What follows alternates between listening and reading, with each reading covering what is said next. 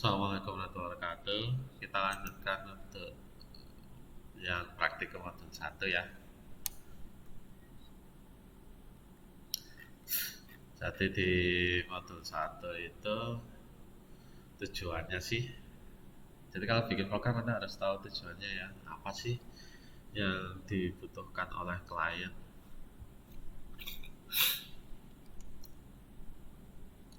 Jadi di sini sih kita ingin membuat program untuk mengukur jarak antara dua titik.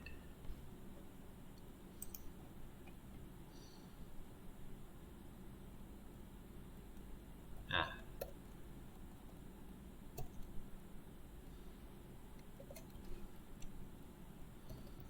mengukur jarak antara dua titik. Oke. Dalam hal ini titiknya terletak di dalam bidang dua dimensi. Berarti kita langkah pertama yang kita lakukan adalah menganalisisnya. Bagaimana sih cara mencari jarak antara dua titik? Silakan Anda cari literaturnya. Salah satu caranya adalah menggunakan Pythagoras. Ya, masih ingat Pythagoras? C kuadrat sama dengan akar A kuadrat ditambah B kuadrat. Gitu ya. Ya, nanti silakan Anda buka-buka lagi buku matematika Anda. Oke. Nah, kita kemudian juga ingin belajar tentang objek ya. Tentang objek berarti ya Anda harus membuat abstraksi kelasnya terlebih dahulu. Nanti objeknya apa sih yang ingin kita bikin?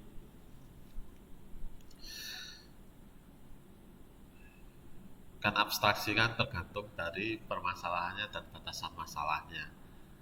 Misalnya sih ketika Anda membuat sebuah aplikasi untuk kampus nih, Anda berarti kan punya objek mahasiswa orang. Di mahasiswa Anda punya variabel nama, tanggal lahir, kemudian nilai IPK. Itu kan yang perlu. Beda lagi dengan objek mahasiswa ketika di rumah sakit. Anda tidak perlu IPK, Anda tidak perlu nilai. Yang Anda perlu misalnya golongan darah, riwayat kesehatan. Oke. Jadi Anda perlu abstraksi terlebih dahulu untuk objeknya. Balik lagi ke sini, dua titik. Berarti kira-kira nanti objek yang saya bikin itu adalah titik. Kemudian karena titik ini saya gunakan untuk mengukur jarak, maka dengan menggunakan Pythagoras ya, maka saya perlu tahu koordinat masing-masing titiknya. Oke, berarti di objek itu nanti saya punya variabel koordinatnya. Nah, kemudian ya pasti karena saya punya variabel koordinat, saya harus punya fungsi atau behavior ya, metode untuk mengakses variabel koordinat tersebut.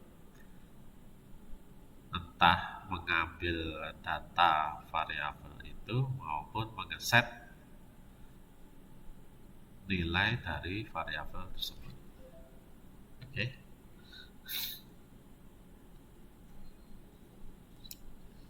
Jadi kira-kira seperti itu. Kalau programnya sendiri, Anda nanti bikin apa itu flowchartnya ya, atau pseudocode-nya terserah ya. Setelah Anda bikin flowchartnya atau pseudocode, untuk program apa itu Pitagorasnya, kemudian baru Anda bikin programnya setelah Anda bikin flowchartnya. Mirip seperti program konsol yang sudah kita pelajari sebelumnya. Anda bikin namespace-nya ya, misalnya belajar. Ini saya save dulu ya supaya ada warnanya. Kita letakkan di sini aja ya. Cara titik sisa. Oke, kemudian Anda bikin kelasnya ya, itu cara misalnya. Kemudian Anda bikin main-nya.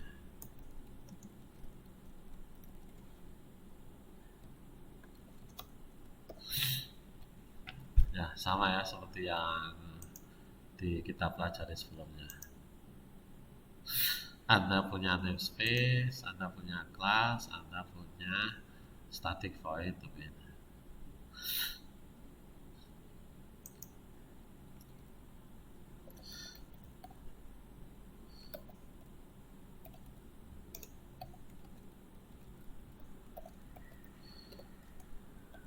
Ya, kemudian untuk menampilkan tulisan apa Anda pakai sistem console connector. Nah, kalau Anda ingin pasti atau sistem atau program Anda pasti menggunakan kelas dari sistem, sebenarnya Anda bisa menginclude-nya secara otomatis mirip seperti yang di Turbosi pakai include ya. Tapi kalau di modul praktikum Anda bisa menggunakan using system. Kalau Anda menggunakan using system,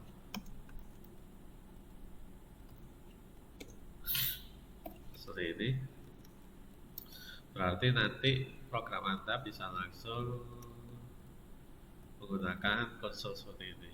Ini Anda bisa hapus, bisa lebih pendek program Anda. Sama aja sih dengan yang sebelumnya ya. Oke.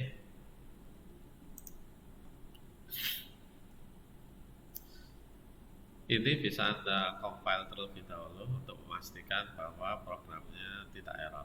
Apa itu? Kerangkanya, skeletonnya itu tidak error. Tadi saya letakkan di kuliah. Oke, kita punya cara di TCS. Terus kemudian programnya itu adalah di sini ya, compilernya. Kita ganti dengan cara TCS. Oke, jika kita panggil tidak ada error. Nah, program kita tadi kan ingin menghitung jarak antara dua titik ya. Terus kita ingin membuat objek dari titiknya. Sebelum membuat objek, kita buat terlebih dahulu itu adalah cetak birunya, kelas.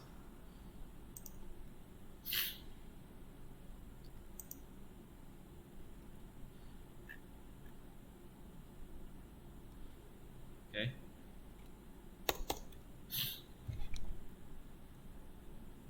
Setiap kelas itu terletak di dalam namespace. Jadi terserah Anda mau bikin kelas apapun, misalnya kelas titik ya, itu terletak di dalam namespace. Oke, kelas titik itu dia memiliki data koordinat ya. Dalam hal ini berarti adalah X dan Y. Koordinatnya misalnya bilangan bulat ya. Jadi kita pakai tipe data integer ya, titik X dan titik Y. Sebenarnya sih untuk desain kelas itu sama ya, Anda harus buat eh, kok variabelnya apa aja, ada desain dulu, terus metodenya apa aja, terus di dalam metode itu dia ngerjain apa aja sih, Anda buat flowchartnya juga. Seharusnya ya, tidak langsung dalam bentuk program seperti ini. Jadi supaya cepat aja. Anda kan sudah belajar cara membuat flowchart seperti apa, itu ya harus Anda lakukan di dalam project Anda nanti. Tiap metode-metodenya Anda buat flowchartnya. Oke, jangan langsung bikin program seperti ini. Ini bukan contoh ya, benar. Kebetulan flowchartnya saya sudah hafal di luar kepala. Tapi teknik yang benar, Anda harus bikin flowchartnya dulu atau pseudokodenya terlebih dahulu di tiap metode. Oke ya, kita lanjutkan. Oke, setelah Anda punya variabel atau data, biasanya sih datanya ini disembunyikan ya di dalam objek, maka kita gunakan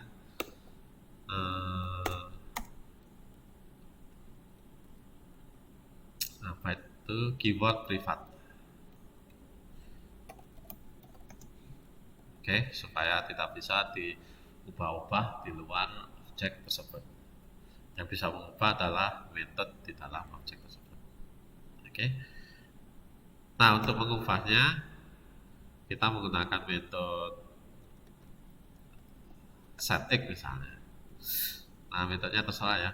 Tapi umumnya sih biasanya untuk mengubah nilai variabel di dalam objek itu kita menggunakan set. Untuk memanggil variabel atau nilai yang ada di dalam objek itu kita menggunakan get. Jadi set dan get. Kita punya metode setX nih atau fungsi ya kalau di semester sebelumnya. Fungsi kan butuh output, butuh keluaran dan butuh input nih argumen.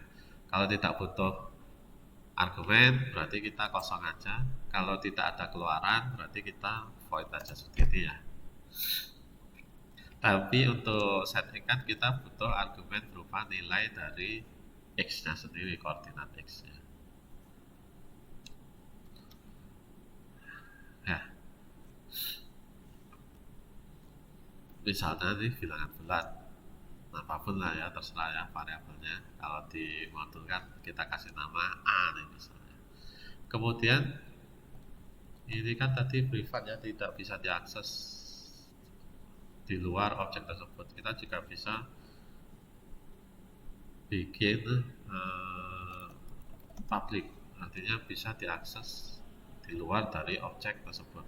Anggap aja sebagai interface dari sebuah objek. Oke. Kemudian apa sih yang dilakukan oleh fungsi setX ini? Ya, dia mengubah nilai dari koordinat x-nya dari titik tersebut. Jadi artinya variabel x itu kita isi dengan nilai parameter dari yang dimasukkan oleh metode setX. Nah, hal ini adalah a. Demikian juga untuk koordinat y-nya, sama ya, kita tinggal set y. Misalnya saya gunakan variabel y. Sebenarnya sih namanya a juga nggak masalah sih, karena kan dia variabel lokal. Anda punya set, untuk memanggil nilainya kita punya get x ya. Perlu parameter nggak? Nggak perlu ya. Dan dia outputnya juga ada ya, ada returnnya ya. Berarti bukan void. Misalnya returnnya tipe datanya integer, berarti kita gunakan integer. Kira-kira seperti itu ya. Kita return aja. Dalam hal ini adalah x. Demikian juga untuk y-nya.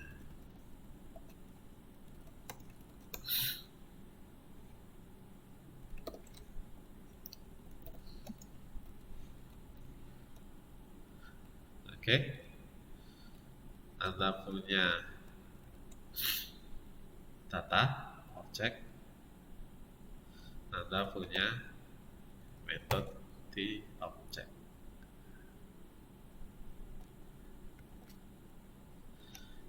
Ya. Nah, kemudian ini kan masih berupa cetak biru ya, masih berupa kelas. Anda untuk bisa memanfaatkan kelas ini Anda harus membuat instansinya atau membuat objeknya. Ya, untuk memanggil atau membuat instance, kita menggunakan keyword new. Ini ya. Jadi kita punya kelas titik ini. Kita ingin membuat objeknya, misalnya nih koordinat titik A atau biasanya apa sih P dan Q ya, ya misalnya titik P ini. Itu adalah sebuah objek yang dibuat dari kelas titik. Ya, kira seperti ini.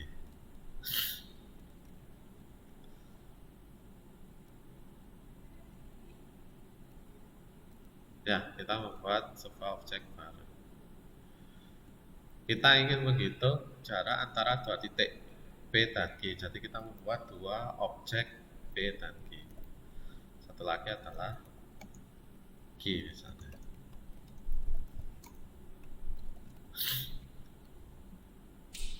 Oke, kita set nilainya ya. Untuk memanggil metode P dan Q kan punya ekstensinya ya masing-masing. Untuk mengisi di titik P, kita memanggil metode set ya. Ini ya berarti ya. Misalnya nih untuk P koordinatnya adalah 1,2. Berarti untuk X-nya 1, Y-nya itu 2 misalnya. Oke. Kemudian untuk Q-nya 1,2, Q-nya 4,6 misalnya.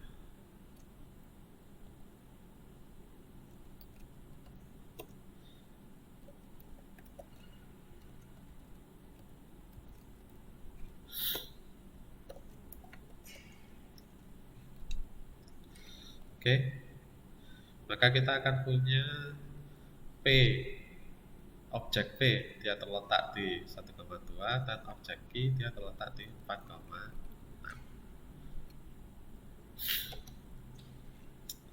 Ya. Kemudian kita punya yang disebut dengan constructor. Silakan Anda lihat lagi di video tentang basic OOP. Constructor itu adalah ya secara sederhana ya. Constructor itu adalah metode atau fungsi yang dipanggil ketika objek pertama kali dibuat. Dan nama metodenya itu sama dengan nama kelasnya. Kalau Anda punya nama kelas titik, berarti konstruktornya dalam ini juga punya nama titik.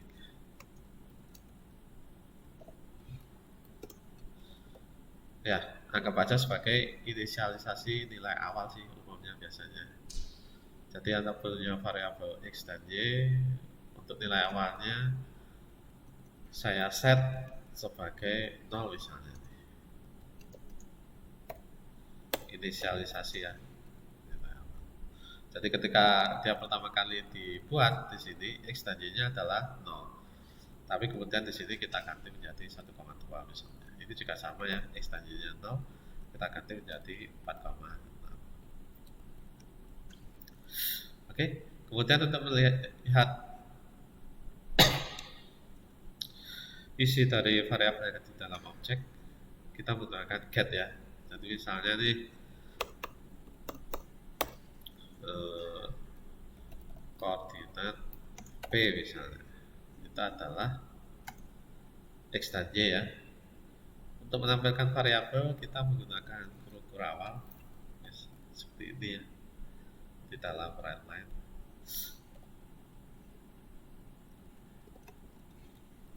Ini misalnya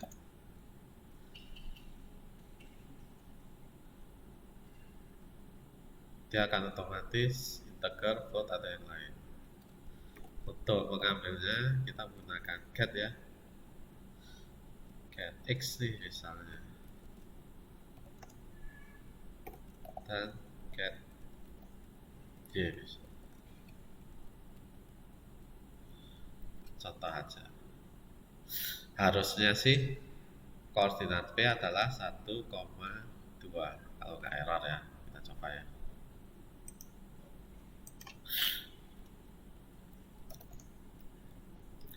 CSC tadi apa CSC nya ini ya, jarak titik CS, kemudian kita panggil ya 1,2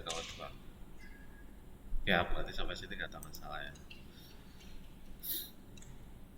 Nah kemudian untuk mengukur jarak kita pakai Pitagoras ya.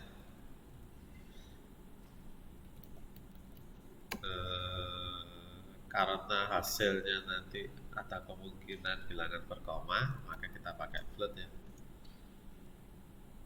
Itu cara.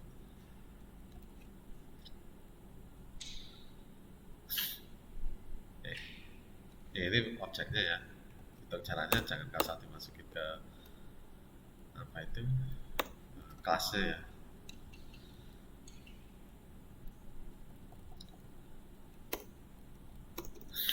Untuk menghitung jarak kita pakai Pitagoras, tipe datanya float ya. Itu berarti akar dari apa itu? A kuadrat ditambah B kuadrat ya, kalau pakai Pitagoras ya. Dimana A kuadrat itu adalah selisih dari X nya, B kuadrat selisih dari Y nya misalnya. Akar kita tinggal gunakan fungsi yang ada di dalam sysub.net sqrt ya, square root itu ada di dalam mat kalau nggak salah.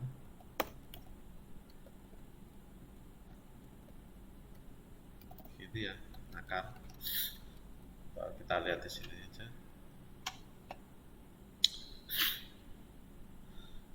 ya, mat square root ya. Akar kita alamat kuadrat kita bisa menggunakan power pangkat. Kalau kuadrat berarti pangkat 2 ya. Power kita pangkatkan 2 seperti ini ya. Dalam hal ini adalah selisih di X nya. Selisih di X atau kita hitung dulu ya, pakai integer aja. Selisih X kita adalah P get X dikurangi dengan Q get X itu ya. Demikian juga di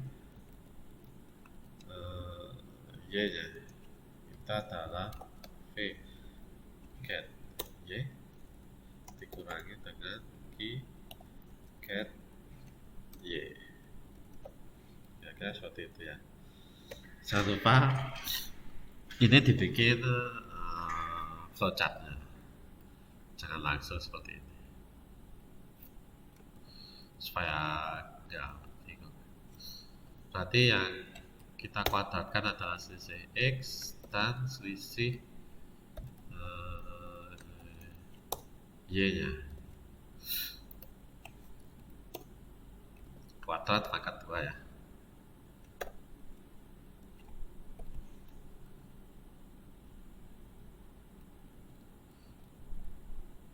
Oke. Kemudian di sini ya kita tampilkan ya jarak antara P dan Q itu adalah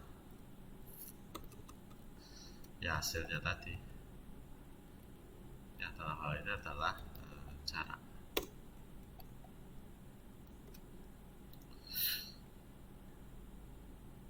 Ya kita tes apakah ada error atau tidak. Error nih, double to float.